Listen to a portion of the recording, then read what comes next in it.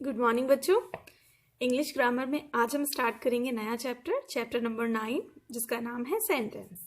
ठीक है, कोई नया चैप्टर नहीं है वैसे तो आपके लिए, आप सब जानते हैं सेंटेंस के बारे में। आप ये भी जानते हैं कि सेंटेंस में 2 पार्ट होते हैं, सब्जेक्ट और प्रेडिकेट।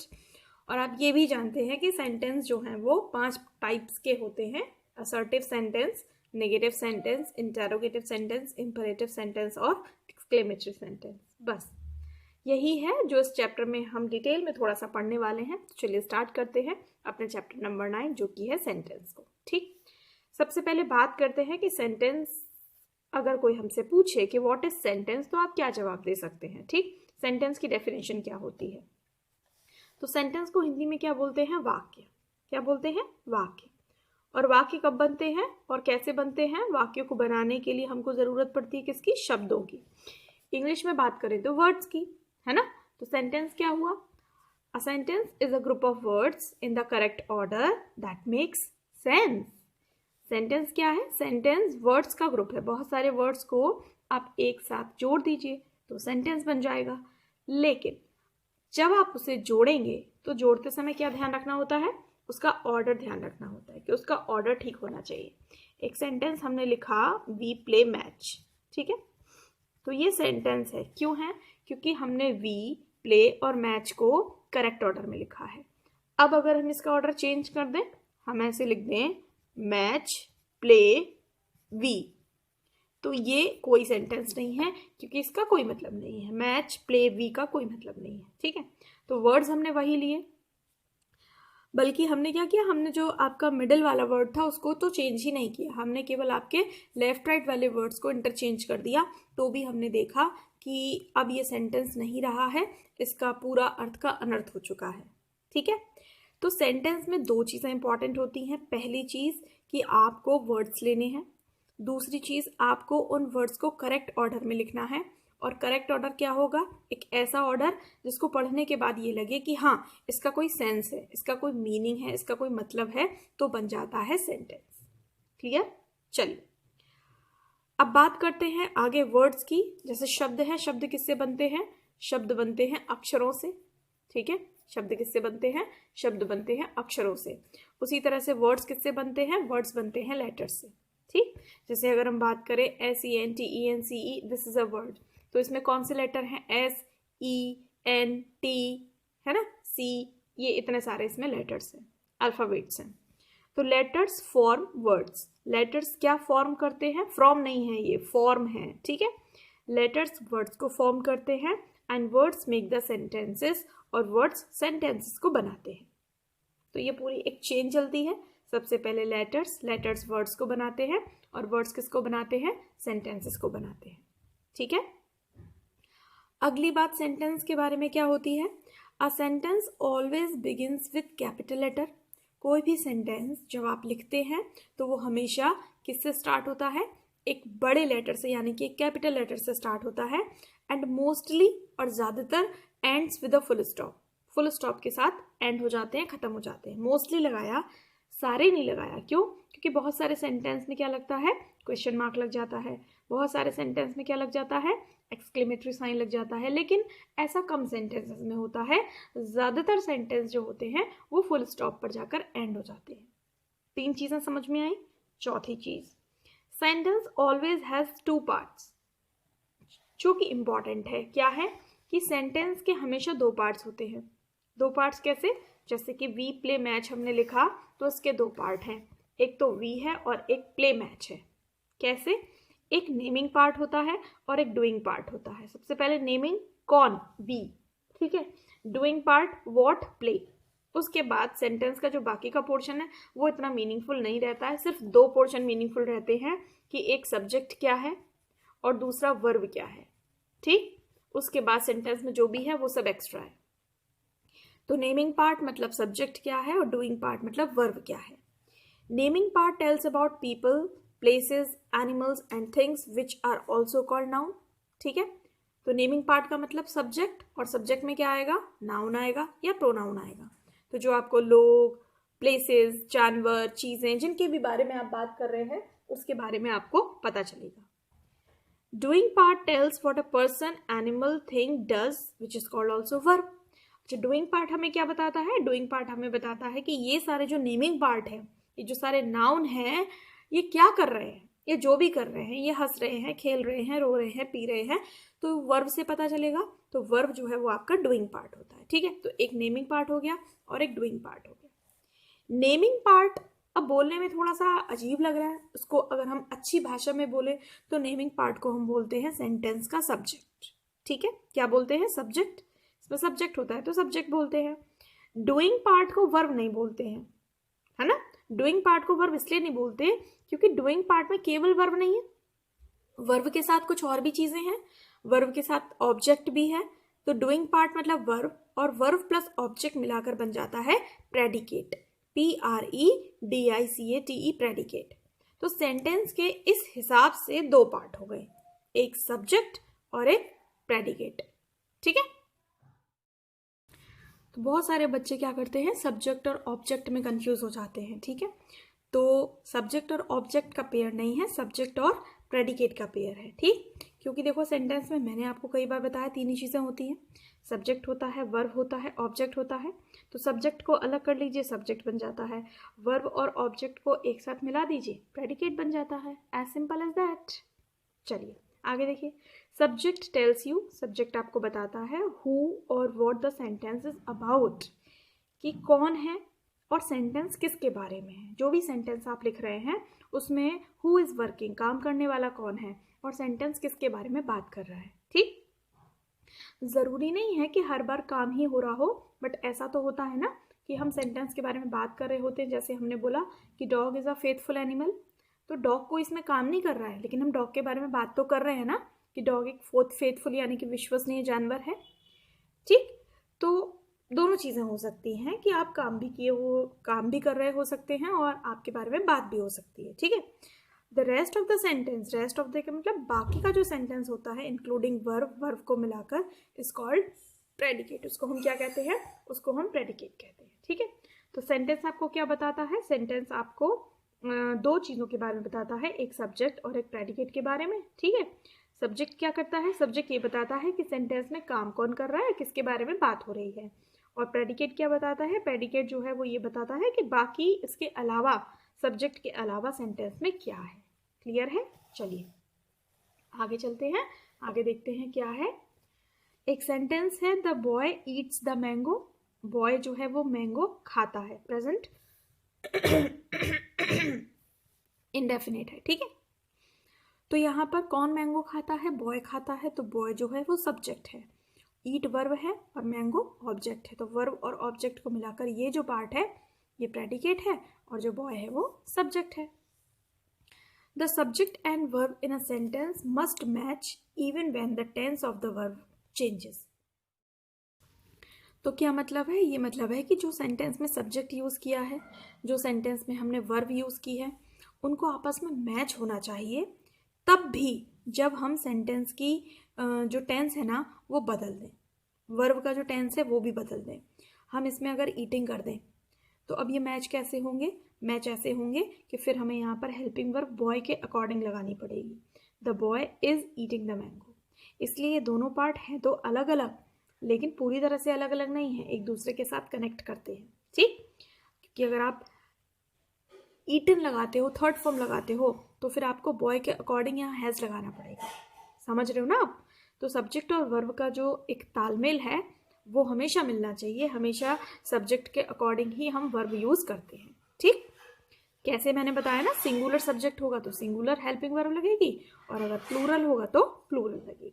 ठीक है, तो देखो क्या लिखा है नीचे, a singular subject must have singular verb. Singular subject के साथ सिंगुलर वर्ब लगती है और प्लूरल के साथ प्लूरल लगती है। जैसे आई है, सब्जेक्ट है, I am a good student, तो यहाँ आई जो है वो सब्जेक्ट है और am a good student predicate है।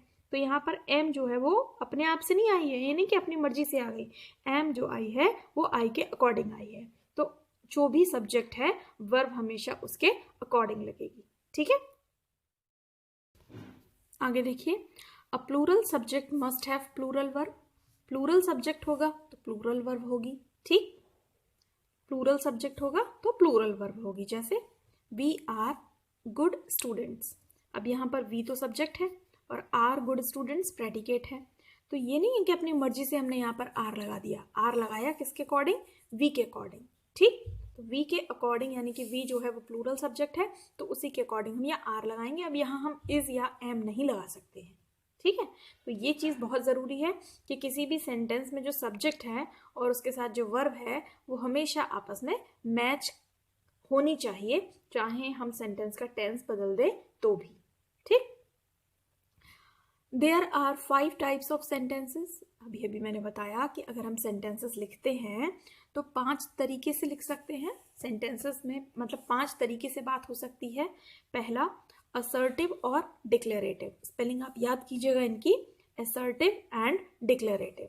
दूसरा नेगेटिव, तीसरा इंटेरोगेटिव, चौथा इंपरेटिव और पांचवा exclamatory.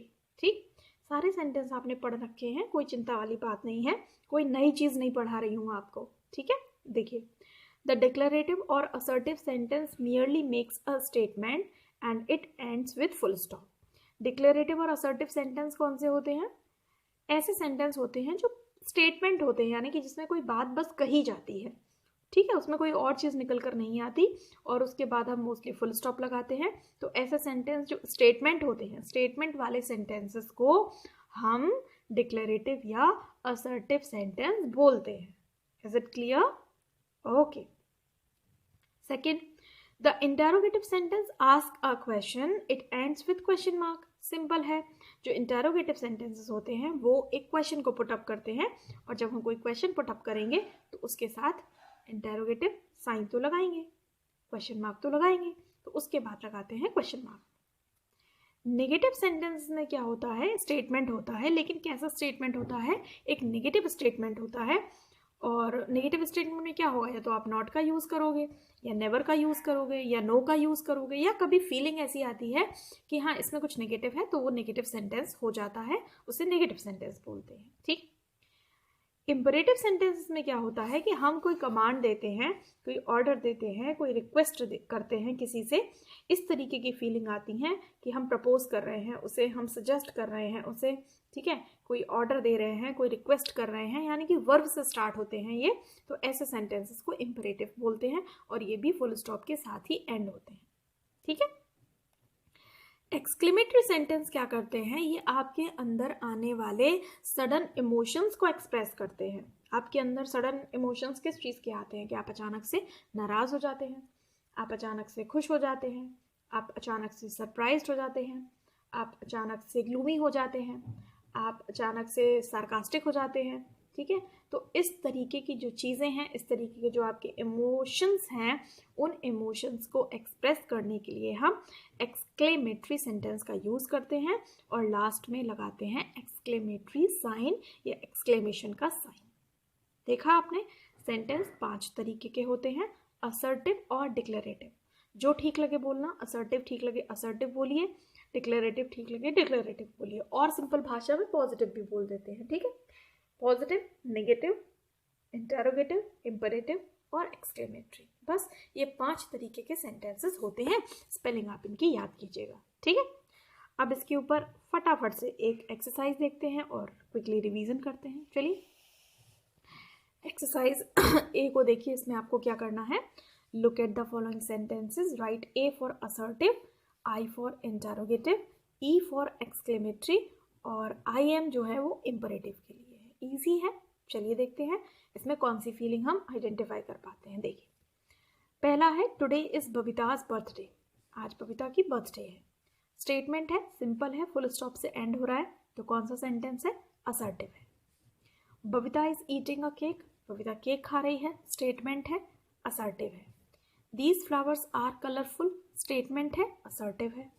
Y were you late to work, question पूछ रहे हैं ना, why were you late to work, तो इंटेरोगेटिव है। प्लीज सिट डाउन, प्लीज लगाया, सिट डाउन बोल रहे हैं, रिक्वेस्ट कर रहे हैं, मतलब रिक्वेस्ट करते हैं तो इंपरेटिव सेंटेंस है। डू यू लाइक पिज्जा, पूछ रहे हैं, और पूछने पर इंटेरोगेटिव सेंटेंस होता है। Read pages 45 to 90 for homework, किसी को कमांड दे रहे हैं, ऑर्डर दे रहे हैं कि होमवर्क के लिए आपको 45 to 90 तक पढ़ना है, और वैसे भी वर्ब से स्टार्ट हो रहा है तो इंपरेटिव है। Wow the parrot is beautiful. आप शॉक कर रहे हो, आपको सरप्राइज लग रहा है कि आप खुश भी अपनी व्यक्त कर रहे हो कि पैरट बहुत सुंदर है। तो ये जो एक्सक्लेमेशन का साइन है उससे पता चल रहा है कि सेंटेंस कैसा है, एक्सक्लेमेटरी सेंटेंस है। आपने बोला स्टॉप फाइटिंग, ऑर्डर दे रहे हो, कमांड दे रहे हो, स्टॉप फाइटिंग, लड़ना बंद करो, और वर्ब से स्टार्ट हो रहा है, तो कैसा सेंटेंस है, इंपरेटिव सेंटेंस है। ठीक है, स्टॉप फाइटिंग इंपरेटिव सेंटेंस है। वजह एक्सक्लेमेटरी साइन लगा हुआ है लेकिन इंपरेटिव सेंटेंस ज़्यादा लग रहा है, तो हम यहाँ पर इंपरेटिव ही लिखेंगे, है ना। साइन को देखकर नहीं पहचानेंगे, स्टॉप फाइटिंग इंपरेटिव नहीं है, ठीक है, सॉरी एक्सक्लेमेटरी नहीं है। नेक्स्ट अपने सेगमेंट में आते हैं, अगली एक्सरसाइज देखते हैं क्या करना है इसमें। Write whether the sentence fragment is missing a subject or a predicate and complete the sentences. बहुत अच्छी बात है। इसमें हमें क्या करना है, इसमें कुछ मिसिंग है तो कंप्लीट करना है, ठीक है। जैसे पहला सेंटेंस है, यहाँ कुछ मिसिंग है और यहाँ लिखा है इज माई रोल मॉडल। कोई है जो किसी का रोल मॉडल है, मेरा रोल मॉडल है। तो आगे है is the sentence missing a subject or a predicate. क्या लगता है कि सेंटेंस में क्या मिस है, सब्जेक्ट मिसिंग है या प्रेडिकेट मिसिंग है। तो आप देखिए यहाँ पर वर्ब दे रखा है, वर्ब के आगे का पार्ट भी दे रखा है, प्रेडिकेट तो है ही, क्या क्या मिसिंग है यहाँ पर सब्जेक्ट मिसिंग है। तो यहाँ पर हम क्या फिल कर देंगे, सब्जेक्ट को फिल कर देंगे, ठीक है। तो बस इतना ही लिखना है, सब्जेक्ट मिसिंग है, और उसके बाद फिर क्या करना है, उसके बाद हमें यहाँ पर अपने तरफ से सब्जेक्ट भी लिखना है। तो कौन सा सब्जेक्ट लगाएं यहाँ पर, इज माई रोल मॉडल। कौन है मेरा रोल मॉडल, रोल मॉडल क्या होता है, हमारे आदर्श, जिसके जैसा हम बनना चाहते हैं, जिसके जैसा हम होना चाहते हैं, ठीक है। तो हम यहाँ लिख देंगे my teacher is my role model. मेरी टीचर मेरी रोल मॉडल है, मैं उनके जैसा बनना चाहती हूँ। या आप कुछ भी लिख सकते हैं, ठीक है, मेरी मदर हैं, मेरे फादर हैं, या फिर आप किसी ग्रेट पर्सन का नाम ले सकते हैं कि आप गांधी जी जैसा बनना चाहते हैं, आप नेहरू जी जैसा बनना चाहते हैं, रानी लक्ष्मीबाई जैसा बनना चाहते हैं, है ना। या आप किसी बड़े आदमी का नाम ले लीजिए, आप किसी फिलोसोफर का नाम, कुछ भी, जो भी आपको ठीक लगे आप लिख सकते हैं। मैंने लिख दिया my teacher is my role model, ठीक है। सेकेंड वाला सेंटेंस देखिए, छोटा भीम, छोटा भीम कार्टून है, छोटा Bhim Bhim Bhim the cartoon character. अब इसमें क्या मिसिंग है, छोटे भीम के बारे में बात करनी है, तो छोटा भीम सब्जेक्ट तो आ गया, तो प्रेडिकेट मिसिंग है, तो हमने यहाँ लिख दिया प्रेडिकेट मिसिंग है, और इसके आगे हमने आगे फिल भी कर दिया। तो हमने लिखा कि छोटा Bhim is very popular among kids. छोटा भीम जो है वो is very popular among kids, यानी कि बच्चों के बीच बहुत फेमस है। छोटा Bhim is very popular among kids, मैंने भरा है ये, आप कुछ भी भर सकते हो, ठीक है। नेक्स्ट देखिए, मिस्टर सिंह, मिस्टर सिंह के बारे में बात की जा रही है, तो प्रेडिकेट मिसिंग है, तो हमने प्रेडिकेट फिल कर दिया कि mister Singh is our English teacher. हम बोल सकते हैं mister Singh is my neighbour. हम बोल सकते हैं कि mister Singh loves to have pet. कुछ भी, जो भी आपको मिस्टर सिंह के बारे में बात करनी है, जो भी उनके बारे में बताना है, आप लिख सकते हो, ठीक है। फोर्थ देखिए, यहाँ ब्लैंक है, वेंट टू द पार्क, कोई है जो पार्क गया, अब कौन है, सब्जेक्ट होगा, तो हमने लिख दिया कि Rohan went to the park, Rohan park गया। आप लिख सकते हो यहाँ पर my brother went to the park, my sister went to the park, या children went to the park, या kids went to the park, कुछ भी लिख दीजिए, ठीक है, सब कुछ चलेगा। फिफ्थ देखिए, माई फेवरेट फूड। अब माई फेवरेट फूड तो सब्जेक्ट हो गया, ठीक, बाकी का क्या मिसिंग है, प्रेडिकेट मिसिंग है, तो यहाँ प्रेडिकेट मिसिंग है और प्रेडिकेट आपको भरना है। तो आप यहाँ पे लिख दीजिए माई फेवरेट फूड इज, या कुछ भी, क्या है, is, my favourite food is dal chawal, ठीक है। तो आप यहाँ पर दाल चावल लिख दीजिए, दाल चावल, माई favourite food is dal chawal, ठीक है। जो आपको पसंद है आप अपनी पसंद का लिख दीजिए, कोई दिक्कत नहीं है। 6 देखिए, यहाँ पे मिसिंग है, इज़ माई फेवरेट म्यूजिशियन, मेरे फेवरेट म्यूजिशियन है वो। तो क्या चीज़ मिसिंग है, सब्जेक्ट मिसिंग है, तो यहाँ लिख दीजिए कि सब्जेक्ट मिसिंग है। अब कौन है आपके फेवरेट म्यूजिशियन जो बहुत अच्छा म्यूज़िक बनाते हैं, आप किसी का भी नाम लिख दीजिए, या आपको नाम नहीं ध्यान आ रहा उस टाइम पर, तो आप ही लिख दीजिए कि he is my favourite musician, ठीक है। और आपको किसी का नाम याद आ रहा है तो आप उसका नाम लिख दीजिए यहाँ पर, ठीक है। Himesh Reshammiya is my favourite musician, ठीक है। या जो भी आपको कोई म्यूजिशियन और पसंद हो आप उनका नाम लिख दीजिए। 7th देखिए, माई फेवरेट गेम इज़, मेरा फेवरेट गेम, ये आपका सब्जेक्ट है तो प्रेडिकेट मिसिंग है तो प्रेडिकेट भर दीजिए। My favourite game is cricket. कोई और बैडमिंटन लिखना चाहता है, कोई और कुछ लिखना चाहता है, कुछ भी लिख सकते हैं आप, ठीक है। 8th देखिए, ब्लैंक है, इज़ माई फेवरेट मूवी। बहुत सिंपल है कि मेरी फेवरेट मूवी है, तो इसके साथ में आप क्या लिखेंगे, कोई एक मूवी का नाम लिखेंगे। सब्जेक्ट मिसिंग है तो मैंने यहाँ पर लिख दिया कि 3 इडियट्स, ये मूवी का नाम है 3 idiots is my favourite movie, मेरी फेवरेट मूवी है। आपको जो पसंद है आप अपनी पसंद से वो वाली मूवी का नाम लिख सकते हैं, ठीक है। तो इस तरह से आप सब्जेक्ट और प्रेडिकेट को फिल करने की हैबिट डालिए और देखिए इस तरह से भरे जाते हैं और आप सीख जाएंगे। तो ये एक्सरसाइजेस अब आपको सॉल्व करनी है। अब एक्सरसाइजेस तो और भी हैं, नीचे आपको दिखाई भी दे रही है ना, तो वो हम नेक्स्ट वीडियो में इंक्लूड करेंगे। Till then keep watching my videos और रिवाइज कर लीजिए सब कुछ एक बार फिर से, ठीक है। खुश रहिए, बाय बाय।